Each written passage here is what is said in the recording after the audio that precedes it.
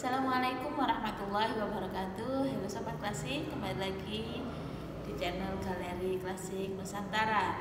Dalam video kali ini saya akan membahas mengenai kitab tentang tauhid dan juga amalan-amalan keseharian.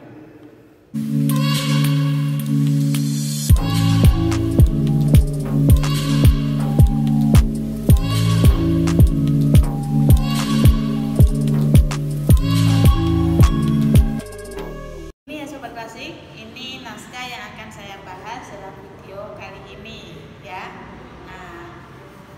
Sebelum saya membahas mengenai isi teksnya, saya akan mengidentifikasi dulu sedikit dari naskahnya. Naskah ini itu berukuran sedang ya Sobat Klasik. Nah, ini bisa Sobat Klasik lihat. Saya tunjukkan bahwa naskah ini berukuran sedang seperti itu, ya kan? Ini berukuran sedang.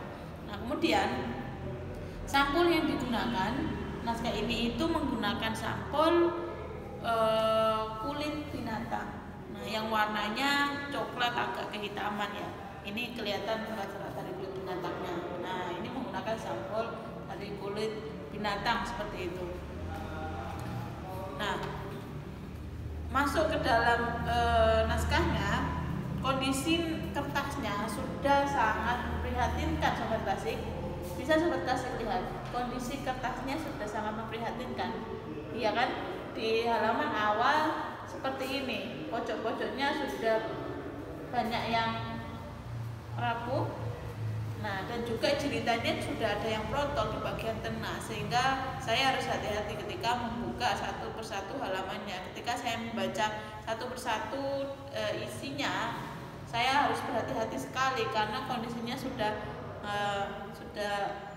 lumayan memprihatinkan karena jilitannya sudah banyak yang copot seperti itu. Kertas dari naskah ini, nah ini sedikit bisa Sobat Klasik lihat di awal. Kertasnya ini menggunakan kertas teluang seperti itu, kertas teluang. Nah ini, tintanya menggunakan tinta yang warna hitam. Dan ketika saya mencermati dari tulisan ke tulisan di setiap halamannya, teks dalam naskah ini itu hanya menggunakan satu tinta, yaitu tinta yang warna hitam itu. Tidak ada, biasanya kan ada naskah yang juga menggunakan tinta warna merah. Yang salah satu fungsi tinta merahnya itu ketika menuliskan lafaz-lafaz atau kata-kata yang inti atau kata-kata penting, ataupun juga untuk menandai pada akhir pembahasan. Nah, berbeda dengan naskah ini, itu hanya menggunakan tinta yang berwarna hitam seperti itu. Nah, kemudian jumlah baris dari setiap halamannya itu berbeda-beda ya Sobat Klasik. Ada yang jumlah barisnya itu 6, ada yang 7, ada yang 8. Ini difaktori oleh ukuran dari huruf ketika menuliskannya. Ada huruf yang ditulis dengan besar sekali, ada yang sedang, ada yang kecil. Nah, ini mempengaruhi, sehingga mempengaruhi jumlah halamannya seperti itu. Sehingga penulis tidak konsisten ketika dalam satu halaman itu jumlah barisnya itu berbeda antara satu halaman dengan halaman yang lain. Namun ini tidak ada masalah. Meskipun jumlah halamannya berbeda, ukuran hurufnya berbeda, tapi masih bisa dibaca dengan jelas seperti itu. Untungnya kerusakan pada naskah ini itu hanya pada pinggiran-pinggiran naskahnya ya. Tidak ada kerusakan yang menyebabkan lafaznya yang tidak bisa dibaca. Bagian tengahnya masih sangat bisa dibaca.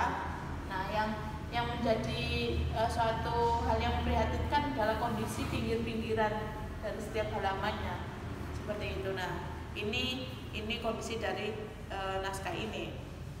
Nah, kemudian masuk mengenai isi teksnya. Naskah ini itu berisi 3 bahasan. Saya membaginya, saya klasifikasi menjadi 3 bahasan. Yang pertama bahasan mengenai ilmu tauhid, yang kedua bahasan mengenai fikih, yang ketiga bahasan sebenarnya sambungan dari ilmu tauhid, yaitu tapi berisi mengenai bagaimana anjuran ketika mencintai Allah dan Rasul atau Nabi, seperti itu. Nah, itu ada 3 bahasan dalam naskah ini. Nah, yang pertama membahas mengenai ilmu tauhid yang menjadi konsen naskah ini itu yang masih bisa dibaca, masih bisa dipahami, karena saya memperkirakan ada halaman-halaman yang hilang, karena tadi saya katakan di awal jilidannya sudah ini ya, sudah agak protol ya, agak terlepas, sehingga ada beberapa halaman yang lepas dari jilidan. Nah, di situ saya mengasumsikan bahwa ada halaman yang hilang, ada lembaran yang hilang seperti itu. Sehingga bahasan mengenai ilmu tauhid ini yang masih bisa dibaca. Saya membacanya itu hanya bahasan tentang keimanan kepada Allah dan juga keimanan kepada Rasul dan Nabi, seperti itu. Nah, bahasan ilmu tauhid yang lain saya kira itu faktor hilangnya lembaran dari setiap yang ada pada naskah ini, seperti itu. Nah, mengenai keimanan kepada Allah, nah ada yang unik dari naskah ini, yaitu penyebutan mengenai tentang Allah. Istilah penyebutan Allah dalam naskah ini itu berbeda. Ya, kalau dalam agama Islam kan orang menyebut Tuhan itu ya Allah, seperti itu. Agama lain ada yang menyebut dengan Tuhan. Nah, naskah ini meskipun ini berisi tentang ajaran Islam, tentang ajaran agama Islam, tapi penyebutan tentang Allah itu menggunakan istilah Sang Hyang Widi. Nah, sangat jelas dibaca, bisa dibaca dengan sangat jelas. Saya membacanya bahwa ketika menyebut Allah itu dengan istilah Sang Hyang Widi, seperti itu. Nah, ini kan menunjukkan bahwa penyalin atau penulis dari naskah ini itu bukan orang yang hadir dari kalangan dunia pesantren, seperti itu. Bisa jadi penyalinnya ini adalah tokoh masyarakat di suatu desa tertentu yang itu tidak ada dalam ruang lingkup suatu pesantren, sehingga akulturasi budaya lokal itu masuk dalam tulisan di dalam naskah ini. Contohnya tadi penyebutan tentang Sang Hyang Widi tadi itu, seperti itu. Nah, itu kan penyebutan Tuhan yang bukan penyebutan yang biasanya ada dalam Islam, kan seperti itu. Nah, Sang Hyang Widi, nah ini menarik sekali bahwa naskah ini tentang ajaran Islam, tapi tradisi atau penyebutan tradisi-tradisi lokal itu masuk dalam penyalinan atau penulisan dalam naskah ini, seperti itu. Dan penyebutan Sang Hyang Widi pertama kali saya temukan itu ketika menjelaskan mengenai Allah menurunkan wahyu kepada Nabi Muhammad.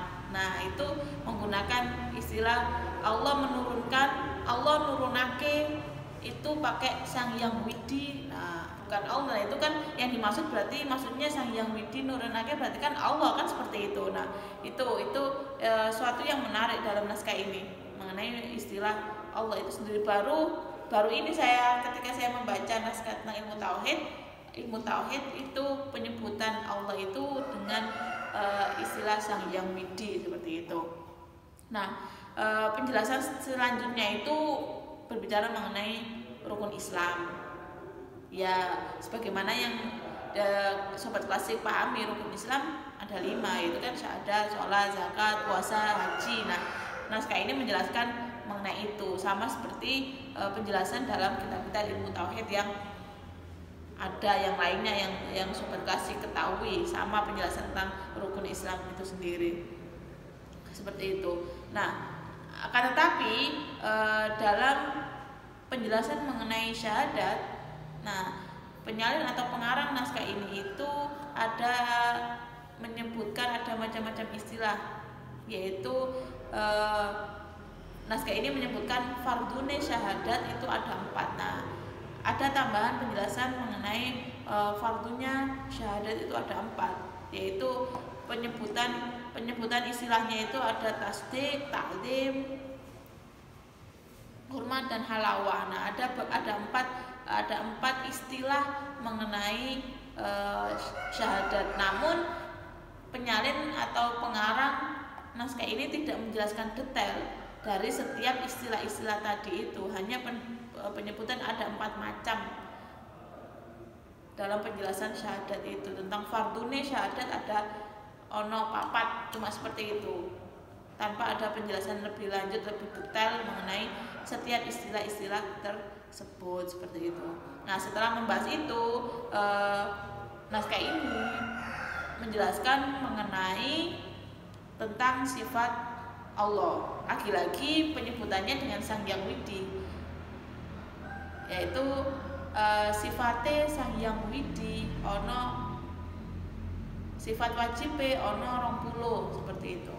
Nah, itu penyebutan tentang Sang Hyang Widi tidak hanya di depan saja ya sobat klasik, tapi di penjelasan selanjutnya itu menyebut Allah itu Sang Hyang Widi, seperti itu. Nah, tadi bisa ditemukan ketika penjelasan mengenai proses penurunan Quran kepada Nabi Muhammad menggunakan istilah Sang Hyang Widi. Lalu penjelasan mengenai sifat Allah, sifat Tuhan, penyalin atau pengarangnya juga menggunakan istilah Sang Hyang Widi, seperti itu. Nah, kemudian penjelasan selanjutnya tentang fikih. Nah, disinilah yang fikih yang dijelaskan dipaparkan di naskah ini tidak semua tentang fikih ya, tentang ilmu fikih, karena naskah ini kan tidak tebal. Bisa sobat kasih lihat naskah ini itu nggak tebal, tipis seperti itu. Yang mana dengan ketipisannya membahas 3 bahasan. Ini kan tidak mungkin semua ilmu itu tercantum dibahas dalam naskah ini, seperti itu.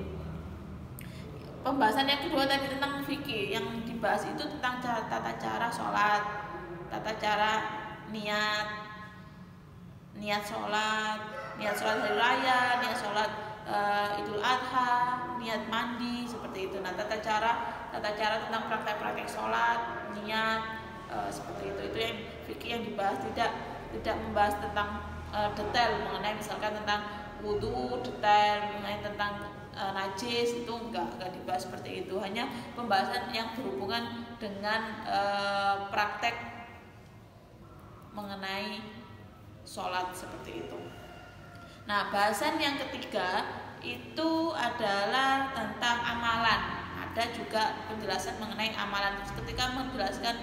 Setelah menjelaskan mengenai fikih, ada selipan tentang amalan doa. Nah, di naskah ini disebutkan, ada dalam teksnya menyebutkan bahwa barang siapa yang membaca lafaz hasbunallah 30 kali maka akan diampuni dosanya, seperti itu. Nah, ada penjelasan mengenai amalan doa hasbunallah ni'mal wakil, seperti itu, dan menyebutkan jumlahnya yaitu 30 kali, seperti itu. Nah, bahasan terakhir itu menjelaskan mengenai ekspresi kecintaan kepada Allah dan Rasul atau Nabi. Nah, lagi-lagi ini juga penyalin itu memasukkan tradisi lokal. Apa itu? Nah, yang saya maksud tradisi lokal di sini adalah ketika menjelaskan mengenai bentuk ekspresi kecintaan, penyalin atau pengarang memasukkan bahwa menganalogkan yaitu ketika membaca tembang Asmarandono. Nah, itu tembang Asmarandono itu kan dalam dunia masyarakat Jawa itu kan untuk tembang, untuk ketika mengekspresikan suatu kecintaan ketika sedang kasmaran. Nah, itu melantunkan tembang Asmarandono, seperti. Nah, ini dimasukkan dalam naskah ini ketika mengekspresikan cinta kepada Nabi, kepada Allah atau Sang Hyang Widi bahasanya. Nah, contohnya seperti melantunkan tembang Asmarandono, seperti itu. Nah, naskah ini itu menjelaskan seperti itu mengenai ekspresi kecintaan.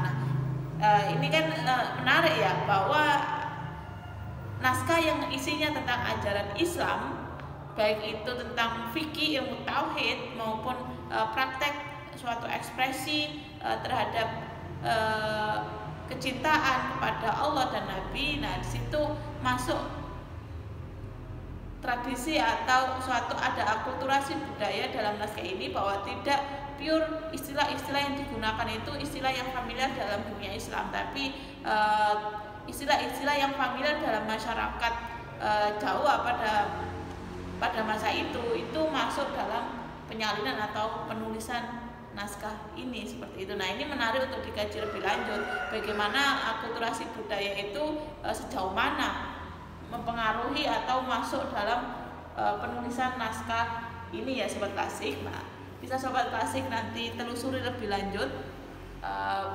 mengenai akulturasi budaya masuk dalam naskah-naskah kuno itu seperti apa. Nah, itu bisa menjadi suatu kajian yang menarik untuk dalam dunia penelitian ya, seperti itu. Oke, itu ulasan dari saya mengenai naskah yang berukuran sedang ini. Semoga memberikan manfaat bagi Sobat Klasik yang punya minat kajian dalam dunia, khususnya tadi sesuatu yang menarik mengenai akulturasi budaya dalam naskah kuno. Terima kasih. Wassalamualaikum warahmatullahi wabarakatuh.